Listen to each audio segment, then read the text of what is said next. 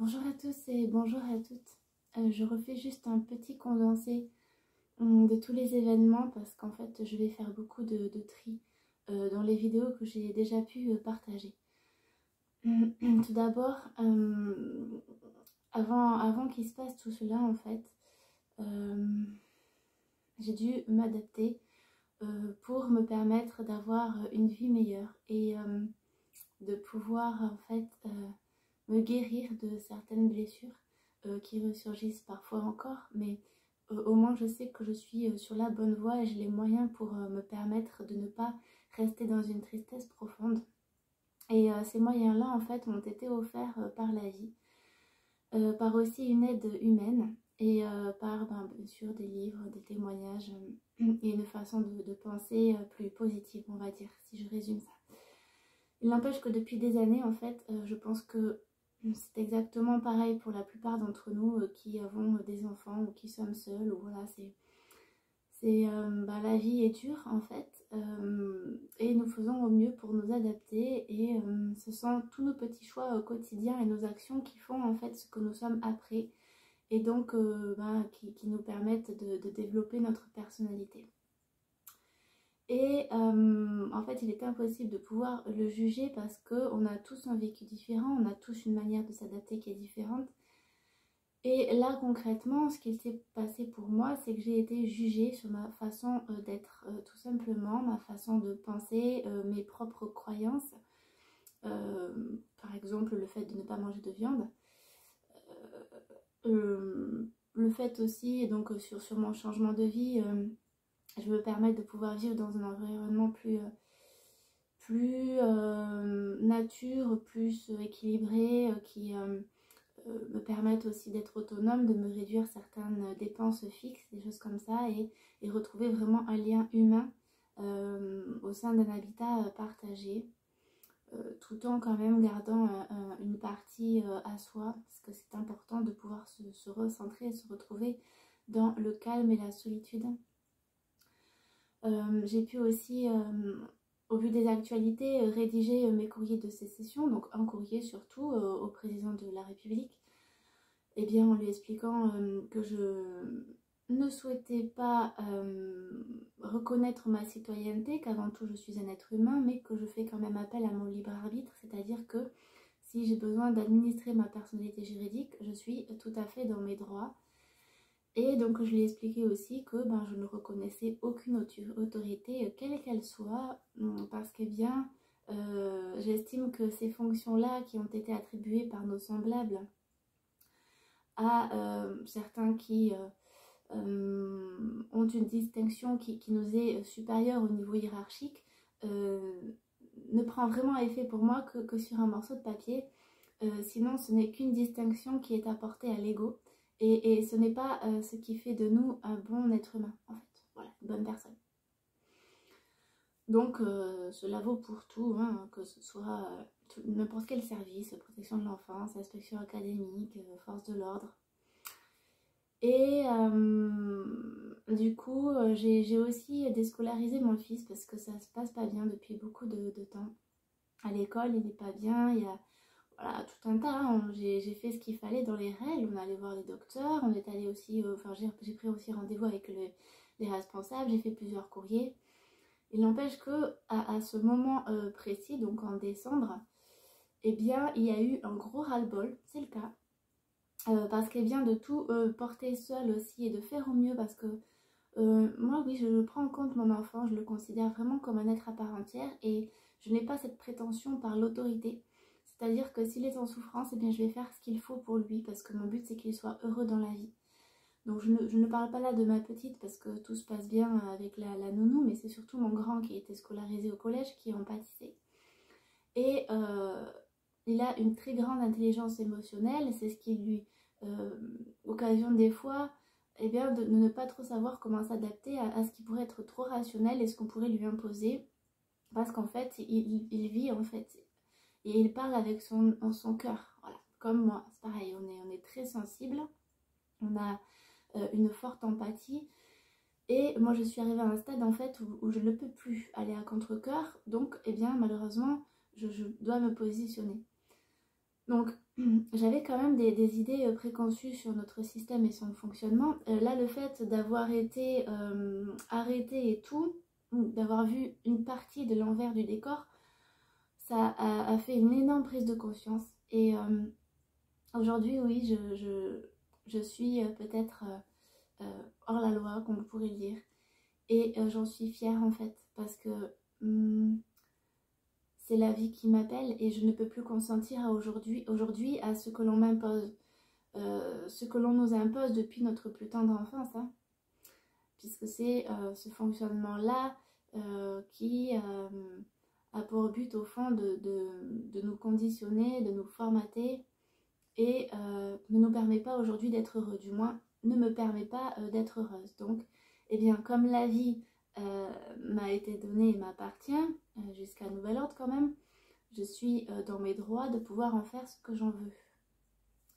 Sauf que, eh bien, c'est ce qui m'a été reproché puisque le procureur de la République a rédigé une ordonnance de placement en urgence le temps d'être entendu pour mon changement de situation que j'ai pu faire part à différents services puisque je les ai prévenus pour éviter aussi de me mettre en situation de découvert potentiel. Du coup, je n'ai pas du tout été entendue pour ça. En plus, je n'ai pas pu avoir cette ordonnance que m'a lu une assistante de la protection de l'enfance. Donc, elles étaient 2 à mon domicile. Et elle venait de suite récupérer les enfants. Donc, moi, j'ai refusé. En fait, j'ai refusé même aussi qu'elle rentre chez moi parce que c'est chez moi. J'y ai fait entrer qui je veux. Et donc, elle voulait récupérer mon fils qui dormait. Donc, moi, j'ai dit que c'était pas possible. Ça aurait été trop brutal pour lui. Bref, on a discuté. Elle m'a dit que si je refusais d'obtempérer, eh bien elles allaient faire appel aux forces de l'ordre. Bref, après on a parlé et elles m'ont dit bon, on vous recontacte demain. Elle a vérifié mon numéro de téléphone, sa collègue a vérifié mon numéro de téléphone et elles sont parties. Après ça, je n'ai pas eu un bon sentiment, donc en fait je suis allée réveiller mon fils, on a fait quelques affaires et on est parti chercher ma petite chez la nounou. Et en effet, elles étaient là en fait, elles allaient prendre la petite dans mon dos. C'est clairement le cas, alors qu'elle m'avait dit qu'elle me recontactait le lendemain. Du coup, ben, j'ai récupéré la petite et nous sommes partis pendant 4 jours à peu près, donc chez des amis qui nous ont aidés aussi, soutenus et hébergés. Et le 11 février 2021, nous sortions du marché avec une amie et sa petite. Et là, eh bien, 2 voitures de police avec la photo des enfants que je venais juste d'envoyer à mes parents. Et après, j'avais enlevé ma carte SIM et tout, mais la photo des enfants et va pour une arrestation. Donc, ça a été long parce que moi, j'ai refusé. On est rentré dans une boulangerie d'ailleurs elles ont été très, très gentilles de nous accueillir comme ça. Ça a été un moment quand même assez intense. On a convenu qu'on me passerait les menottes une fois dans la voiture, même si je trouve que cet acte est horrible en fait, pour mes enfants surtout, de voir leur maman enchaînée. Et pour un être humain en fait, c'est ce que je leur ai dit, moi je trouve que c'est pas humain d'enchaîner, d'attacher les gens comme ça. Et d'autant plus qu'ils m'ont répondu que ben, c'était au cas où d'un danger potentiel, mais bon, vu comment ils étaient armés et leur posture, en fait, c'est plutôt moi qui étais en danger, à leur côté au final. Bref, du coup, dans la voiture, oui, bon, ils m'ont demandé de porter la petite, j'y arrivais pas, donc j'ai enlevé la menotte. Ça, c'était un petit moment rigolo, ça nous a fait un peu rire avec Mathis. J'ai essayé de mettre un peu de gaieté aussi dans tout ça, c'est pas évident. Une fois qu'on arrive là-bas, eh bien, au final, mon amie n'a pas pu être présente, hein, ils m'ont bien eu aussi là-dessus au niveau des droits. Et bref, j'ai fait ma déposition, donc j'ai dû la reprendre énormément de fois. L'agent d'ailleurs en a eu assez à force, mais comme il n'écrivait pas ce que je lui disais clairement, eh bien je me devais de lui reformuler et qu'il le réécrive clairement comme je lui disais. À l'impression de ce document, eh bien il y a eu une prise de conscience aussi quand j'ai dû signer, c'est-à-dire qu'en fait je n'ai pas eu mes droits avant de parler en fait. C'est une fois que j'avais le document prêt à signer que c'était marqué, donc je l'ai fait modifier. Et après ils ont gagné du temps, donc parce que les deux assistantes sociales, vous comprenez, c'était pas encore 14 heures, donc ils n'avaient pas repris le travail, donc gagner du temps en faisant tout un tas de trucs. Mais clairement en fait si on doit regrouper tout ça, c'est vraiment porter atteinte à ma liberté, à celle de mes enfants. À mon fils aussi qui a plus de facilité de s'exprimer puisqu'il a 12 ans par rapport à la petite qui en a 3, qui leur a dit clairement, même aux assistantes sociales, qui ne voulaient pas venir avec elle, qui voulaient rester à mes côtés. Et du coup en fait quand elles sont arrivées, ça a été compliqué parce que moi je ne voulais pas remettre mes enfants, je l'ai déjà expliqué. C'est un acte horrible que de confier son enfant, et moi étant donné que je ne veux pas leur confier à eux, je ne voyais pas l'intérêt d'obtempérer en fait. Et même si je sais qu'au fond ça aurait pu leur permettre de peut-être moins souffrir parce que ça a été très dur pour eux aussi ce moment-là, mais je voyais ça comme un abandon et je ne voulais surtout pas que mes enfants pensent que je les abandonne. Et en fait si je devais les confier à quelqu'un, ce ne serait pas du tout au service de la protection de l'enfance, même si je les avais sollicités. C'est pour ça aussi je les ai sollicités il y a quelques années, enfin en 2019, parce que ça se passe pas bien avec le papa de mon fils. Ça a été très dur avec lui lors de notre relation, et le problème en fait c'est qu'il y avait une incidence aussi sur la santé de mon fils par son comportement, donc j'ai fait au mieux pour le préserver et il n'était pas entendable devant le juge. Donc j'avais fait appel à la protection de l'enfance qui clairement n'est pas là pour les préserver, puisque en fait c'est vraiment très grave, hein. Ils sont même partis sur le doudou de la petite, son écharpe, son bonnet, alors qu'il faisait très froid. À la sortie, ce sont mes amis qui étaient présents, qui ont pu témoigner de ce qui s'est produit. Ils ont fait des promesses comme quoi mon fils me reverrait dans 23 jours. Les 23 jours sont largement passés et nous ne nous sommes toujours pas revus. Si c'était vraiment pour leur protection, même quand nous sommes passés devant le juge, je suis passée devant le juge, j'ai été entendue, j'étais seule. Il y avait les deux assistantes sociales, il y avait la juge, il y avait la script, et il y avait chacun des pères et leur avocat respectif. J'ai été entendue pour tout ça, et au final en fait pas du tout écoutée. Voilà, c'est-à-dire qu'ils ont gardé que le négatif. Donc et ce qui est aussi récurrent dans ce genre de démarche, c'est-à-dire parentalisation, conflit de loyauté. Moi ce qui m'importait dans ce jugement, c'était au moins que ma petite puisse quitter la famille d'accueil et être avec son père, même s'il m'a clairement descendu, mais j'ai pas rebondi parce que je voulais pas qu'elle reste en famille, je préférais qu'elle aille avec lui. Mais il m'a pas du tout soutenue, dans le sens où en fait le projet, j'en ai parlé bien avant, il était d'accord, surtout qu'en plus ses grands-parents ont un camping, c'est en bois, avec des chalets en bois, c'est exactement la même chose que je veux mettre en place, mais en plus autonome. Enfin bon, c'est pas grave, c'est comme ça. Et des petites bassesses comme quoi, vêtements trop grands, enfin bon ça va, elle a un pyjama qui est trop grand, le pantalon. Mais bon, ça ce sont pour moi des choses vraiment inutiles, qui nous détournent en fait du réel problème. Et ce que je voulais surtout dans ce jugement là, c'est au moins que mon fils soit préservé de son père, car eh bien ça a une incidence sur sa santé psychique et physique, parce qu'en plus il a reconnu devant la juge le taper, et malgré ça en fait dans l'ordonnance de placement elle va lui permettre en fait de recréer un lien avec Mathis et lui offrir des espaces médiatisés. Et moi pas du tout en fait, je n'ai aucun droit de visite, je n'ai aucun droit de communication. Ça m'a en plus été reproché par les assistantes sociales qui m'ont dit que je ne prenais pas de nouvelles de mes enfants. Je leur ai bien dit en fait que je ne souhaitais pas passer par elles, j'ai pas besoin d'elles en fait, je souhaite avoir mes enfants directement au téléphone s'il n'y a pas mieux. Et je leur ai quand même fait 3 courriers, je leur ai amené certains jeux, et malgré ça elles continuent à me reprocher le fait que je ne prenne pas de leurs nouvelles. Donc en fait quoi qu'on fasse, ça ne va jamais, et ils gardent que le négatif. Et je vois bien ce qu'il en ressort vraiment sur l'ordonnance de placement. J'aurais vraiment aimé vous les lire, enfin l'ordonnance de la décision en fait du 2 février, et c'est vraiment n'importe quoi en fait, c'est vraiment n'importe quoi. Comme je leur ai dit, elle me juge sur un mois de ma vie en fait, un seul mois de ma vie, et je ne suis pas parfaite et je ne souhaite pas être parfaite, parce que je ne souhaite pas être dans le contrôle. Je veux que mes enfants puissent évoluer, se construire, et je ne veux pas leur imposer mon autorité. Et quand on dit par exemple que mon fils a les ongles noirs ou qu'il a les cheveux gras, bah ouais, c'est un ado en fait, c'est un pré-ado, donc c'est normal. Moi on a testé plusieurs, parce que je suis aussi dans une démarche plus écologique, donc shampoing sec, choses comme ça.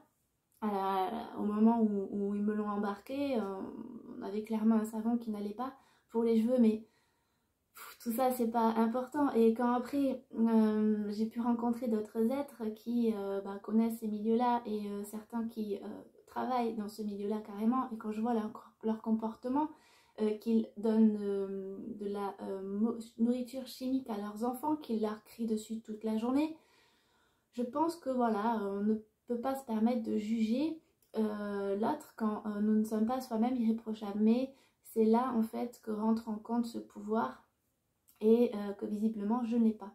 Voilà, mais j'en ai un autre qui est bien plus grand, c'est celui du cœur, et c'est celui qui prévaudra dans tous les cas. Ensuite, le lendemain, donc en gros, voilà, donc... ah oui, un truc important que j'ai fait oublier, là, c'est grave, limite, c'est le plus important de tout ce qui a pu se produire. C'est que l'assistante sociale, là, qui dit en plein commissariat, les enfants appartiennent à l'État. Alors là, de toute façon, ils l'ont bien senti, je me suis mise en colère. Je pense que c'est la seule fois de ma vie où j'ai vraiment été très en colère. Donc ça m'a bien sûr été reproché après, lors de nos échanges, lors de l'entretien avec la juge. Et que clairement, ce comportement a mis en péril, a mis en danger mes enfants. C'est un comportement tout à fait normal. Je pense que chaque maman ou chaque être aurait réagi de cette façon. D'autant plus que les enfants n'appartiennent pas à l'État, d'accord, ils sont pas pupilles. Moi je l'ai été, je peux le concevoir à l'époque, mais bon, j'ai un certificat d'accouchement que l'on refuse de me remettre encore une fois, qui prévaut quand même à la déclaration de naissance faite à l'état civil. Enfin bon, on peut partir loin là-dedans. Je vous invite à aller voir du coup la fraude du nom légal, et voilà. Puis moi c'est vrai que j'étais clairement positionnée dans une démarche de souveraineté, donc bien sûr ça dérange en fait, hein. On est beaucoup dans cette démarche là, et en fait le seul moyen qu'ils ont pour nous faire taire, c'est de nous punir, donc de nous sanctionner. Et donc moi ça a été très facile, ils m'ont pris les enfants, voilà, par la force, parce que je n'ai pas eu affaire à des gardiens de la paix. Quand ils étaient une dizaine à me regarder et à ne pas se rendre compte quand même de la situation, parce que je ne suis pas une criminelle, ça se voit, ça se sent, je pense, ça s'entend. Même si je juge pas les criminels, mais c'est juste, voilà, pour les gens qui me connaissent, ils savent très bien que je ne suis pas quelqu'un de violente, ils savent que je respecte le vivant. Même les êtres humains qui ont pu me nuire, je fais preuve d'une très très grande tolérance, parfois même au-delà de ce que je pourrais tolérer. Et ils n'ont clairement pas bougé, et m'ont reproché même que je leur faisais perdre du temps, parce que je leur ai dit, vous n'avez pas mieux à faire, par exemple démanteler des réseaux pédocriminels qui sont organisés par l'État. Mais non, en fait on m'a dit que si j'allais plus vite, justement ils pourraient vaquer à leurs occupations. N'empêche qu'ils étaient une dizaine dans le bureau, et un agent m'a clairement dit qu'ils étaient encore une dizaine dans le couloir. Donc c'est sûr que le statut de fonctionnaire est plaisant, hein. Moi aussi je l'ai été, et je m'en suis défaite parce que ça allait trop loin. Ça allait trop loin au niveau de nos droits en tant qu'être humain. La plupart des agents sont en dépression là-bas, et j'ai voulu proposer une ouverture de poste pour leur permettre un accompagnement humain. Et après, bon, avec tout ce Covid, il y a eu beaucoup de choses qui se sont produites, et je me suis dit non, j'ai plus ma place là. Donc j'ai fait un choix en fait, et je pense que il ne faudrait pas faire une distinction entre ce que nous sommes réellement et notre fonction, la fonction que nous occupons au sein de notre travail, parce que nous ne sommes qu'un, en fait. Nous ne pouvons pas nous cacher derrière une fonction, parce que ce n'est pas nous, et notre conscience le sait très bien. Et de toute façon, bien, il y a cette loi, les lois universelles qui rentrent en compte pour certains, ou après c'est pas... Voilà, ça appartient à chacun. Moi, je crois en tout ça parce que bien j'ai pu vivre certaines choses, mais voilà, profitez-en tant que vous pensez avoir ce pouvoir. Mais la vie est très bien faite, et tout, la justice, en fait, dans son réel sens, hein, la justice qui vient du mot juste, et pas qui vient du mot pouvoir, dictature ou n'importe, prévaudra de toute façon un jour ou l'autre. Moi, n'empêche que malgré le fait d'être dans l'illégalité, même si c'est pour moi très légitime, je n'ai rien à me reprocher en fait, parce que je fais les choses en conscience, je fais au mieux aussi chaque jour, chaque moment, et en fait je vis bien avec ma conscience, je vis très bien. C'est peut-être pas le cas de tout le monde, mais voilà, moi je vis de cette manière, et je peux m'en estimer heureuse. N'empêche que voilà, ce qui s'est produit avec les enfants, c'est vraiment grave parce que comme j'ai pu le rédiger dans certains courriers, ils sont en train de détruire une famille, tout simplement, une famille qui ne cause pas de problème dans la société, une famille qui est aimante. Moi je suis une maman aimante, bienveillante. Je, je fais au mieux à chaque fois pour m'adapter. J'ai beaucoup subi aussi le fonctionnement de cette société et en fait le fait qu'ils ne veuillent pas me remettre les enfants, eh bien ça va pouvoir me permettre de pouvoir poursuivre ce projet et me permettre d'avoir une vie plus autonome, on va dire. Donc ce n'est pas vivre hors société, pas du tout, bien au contraire. C'est retrouver cette humanité, en fait, tout ce qui nous unit et ce que l'on a perdu depuis des années. Et bien sûr, mes enfants, je les inclus puisqu'ils font partie de ma famille, en fait. Ils ont été incarnés à mes côtés. On travaille des choses ensemble et je les aime plus que tout. Donc c'est normal que je me projette avec eux. Donc j'utilise le mot « en », tout à fait normal. Et ça m'a été reproché parce que ils me disent à chaque fois que voilà, parentalisation, ben non, mon fils, il fait partie de ma vie, oui, donc je l'inclus dans tout, c'est normal. Et je prends son avis en compte parce que c'est important. Et c'est pas parce que c'est un enfant que je dois lui imposer à chaque fois, eh bien, ma vision personnelle. Et même de toute façon, ça m'est reproché dans tous les cas. Mais je pense qu'avec son vécu, il se construit tout seul en fait. La différence avec d'autres, notamment avec son père, moi je ne veux pas lui imposer ma vision en fait. Je le laisse libre de faire ce qu'il veut être. Voilà, de faire et d'être ce qu'il veut être. Il n'empêche que après cette arrestation, j'ai voulu le lendemain aller porter plainte au commissariat contre les services de la protection de l'enfance. Donc on m'a dit que ma demande n'était pas entendable. J'ai demandé aussi contre le procureur ou l'État. J'ai demandé aussi contre les êtres humains en question, donc les assistantes sociales avec leur nom, leur prénom. On m'a répondu la même chose. Alors que clairement c'est possible de porter plainte, donc voilà, ils ont bien reconnu parce qu'on a échangé, donc bon, ils m'ont fait tout un tas de bassesses. De toute façon ça c'est très lâche, mais ça a été fait, c'est comme ça et j'en rigole aujourd'hui. Mais dans tous les cas, ils ont bien reconnu que, eh bien, ils n'agissaient pas ici en tant que gardiens de la paix, parce qu'à la base, ils sont au service de la population, ils ont prêté serment, ils ont un code de déontologie. Et je leur ai dit que voilà, là, ils étaient plutôt des forces de l'ordre et qu'ils obéissaient à un pouvoir qui n'était pas juste et que le plus gros danger, finalement, se trouvait au-dessus d'eux et pas en dessous. Ils m'ont dit qu'ils en étaient très bien conscients. Je leur ai même demandé s'ils arrivaient à se regarder dans la glace, s'ils arrivaient à dormir. Ils m'ont dit oui, clairement, on n'a pas de problème de conscience. C'est très bien, mais un jour ou l'autre, voilà, va y avoir le retour de l'énergie en fait que vous aurez tous renvoyé et ça va faire mal. Il n'empêche que je n'ai pas pu porter plainte. Donc à partir de là, j'ai continué donc les entretiens avec les assistants. Donc ça a été quelque chose d'assez intense. En tout, si je résume le temps que j'ai parlé à m'exprimer, à leur expliquer un peu les choix que j'ai pu faire et pourquoi j'en suis arrivée là, ça m'a pris à peu près 5 heures. Et dans ces 5 heures-là, elles n'ont gardé, comme la juge, que les petits points qui dérangent. Voilà, c'est vraiment en fait de la mauvaise volonté parce que je sais très bien qu'elles comprennent en fait. Et je sais très bien qu'elles outrepassent en fait leur fonction par le pouvoir. Je ne sais pas si c'est trop français ce que je veux dire, mais c'est comme là dernièrement. Donc mon fils va être rescolarisé donc dans un nouveau collège. En plus, elle me demande de refaire des papiers, donc ça va, je pense que j'ai assez donné pour les papiers. Bref, je me suis dit que j'allais quand même obtempérer, donc je n'ai pas voulu leur remettre le carnet de santé ni les livrets de famille. Parce que bien la santé me revient, je suis la maman, et les livrets de famille, les pères peuvent en demander un duplicata. Et donc voilà, donc elle a fait une copie et après elle me demande donc du coup de signer.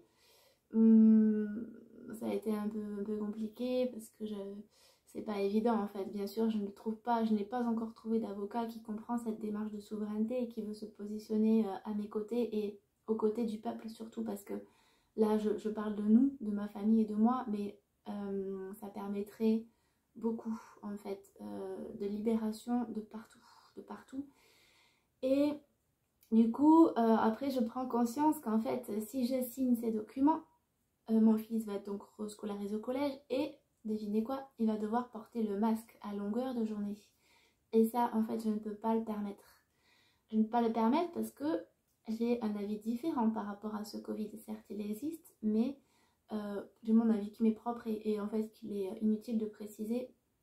Mais par contre, moi, je vois ce masque comme un danger et la mise en péril en fait de la santé de mon enfant. Donc, je refuse qu'il soit rescolarisé à cause du masque. Voilà, à cause du masque. Et donc là, donc elle m'a répondu par mail qu'eh bien, elle allait devoir... donc il y avait le mot si, hein, donc quand même le si c'est une condition, c'est une espèce de menace. Comme ils m'ont marqué sur le jugement, c'est très flagrant, ils avaient marqué des objectifs, donc permettre, tenir à distance la mère, tenir à distance Tony, le papa, des fragilités maternelles, voilà, ce sont des verbes. Et il y avait un dernier petit tiré, si Madame Simon reconnaît ses torts, machin. Donc ça n'avait rien à voir, ça n'avait rien à faire dans ce petit paragraphe, mais c'est là où j'ai pu prendre conscience vraiment de la perversité de cette ordonnance en fait, parce que j'en ai lu d'autres qui étaient bien plus ficelées, et là clairement ils ont enchaîné. Ça dérange en fait que je ne veuille pas obéir, mais c'est comme ça, il va falloir vous y faire parce que je ne changerai pas. Je ne conçois pas que quelqu'un puisse me dicter ma vie et me demande d'obéir et de me soumettre, c'est inenvisageable pour moi. Et du coup, là, donc elle m'a écrit qu'elle allait demander une délégation de l'autorité parentale à la juge, voilà, pour pouvoir du coup signer à ma place et l'inscrire. Dans ce cas, pourquoi venir m'embêter avec ces documents? Parce que c'est encore une façon de me faire croire, de nous faire croire à tous, petits êtres humains, pleins d'amour et de paix et de bonnes intentions, que nous avons un certain pouvoir. Et en fait, nous ne l'avons pas. Voilà, donc en fait, j'ai encore perdu 2 rendez-vous avec elle, puisqu'au final, elle va se débrouiller sans mon accord. Mais donc, bien sûr, je lui ai expliqué tout cela. Et je lui ai clairement dit que là, c'était sa conscience qu'elle mettait en péril la santé de mon fils et que en tant que maman, je ne vais pas laisser passer ça. Je ne vais pas non plus laisser passer tout ce qui nous a été privé comme droit, comme liberté. Je vais reporter plainte. Je vais peut-être y passer ma vie, j'en sais rien. Je vais pas non plus m'y dédier à 2000% parce que je dois aussi vivre à côté, d'accord? Mais c'est un combat, entre guillemets, pour la vérité. Et moi, je ne le laisserai pas tomber, ce combat-là, parce que c'est bien trop grave. Surtout qu'en plus, c'est dommage, mais vous en êtes prêt à quelqu'un qui est non violente et quelqu'un qui fait au mieux justement pour aider chacun de ses proches, pour permettre une société meilleure, par ma façon d'être, par ma gentillesse, ma bienveillance. Et là, en fait, de me punir parce que j'ai une autre vision de la vie, en m'enlevant les enfants, donc en brisant notre famille, je ne peux pas le permettre. Donc, il faut comprendre que ce n'est pas une démarche de vengeance, d'accord? Moi, je ne suis pas comme ça. Je veux juste œuvrer pour la vérité. Et, vous savez, je ne suis pas du tout la seule à vivre ce genre de situation. Les familles en vivent des bien plus graves, des bien plus atroces. Il y a des viols, il y a des grosses violences physiques, des séquestrations. Il y a tout un tas de choses horribles que l'on n'imagine pas. Parce qu'en fait, les informations sont bien triées aussi. On nous fait part de ce que l'on veut. D'accord? On le sait pour la plupart. Beaucoup l'ignorent encore. Mais pour ceux qui sont éveillés, qui sont conscients, le savent. Et toutes les familles qui ont vécu ces abus, il nous faut pouvoir ne plus avoir peur déjà de ce qui pourrait survenir et rester unis. Voilà. Je le vois autour de moi, beaucoup ont vécu justement ces situations difficiles, même bien plus graves, et c'est par nos témoignages, par le fait de s'unir, de se regrouper, faut se servir justement de tous ces réseaux-là, et ça va finir par percer, c'est obligé. Il nous faut rester unis. Et je voulais d'ailleurs au passage remercier encore une fois les êtres qui sont gentil en fait et humain tout simplement avec moi, avec mes enfants aussi qui ont été là, parce que bien sûr je suis très bien entourée, avec un peu de maladresse parfois, mais c'est comme ça, c'est inconscient et je ne peux blâmer personne. Mais il n'empêche que là, oui, j'avais besoin d'un soutien et d'être comprise, et j'ai trouvé bien plus. J'ai trouvé bien plus et je vous en remercie infiniment. Je vais donc faire du tri, oui, dans les vidéos. Là, je voulais juste rebondir sur la vidéo que j'ai pu faire à Intermarché.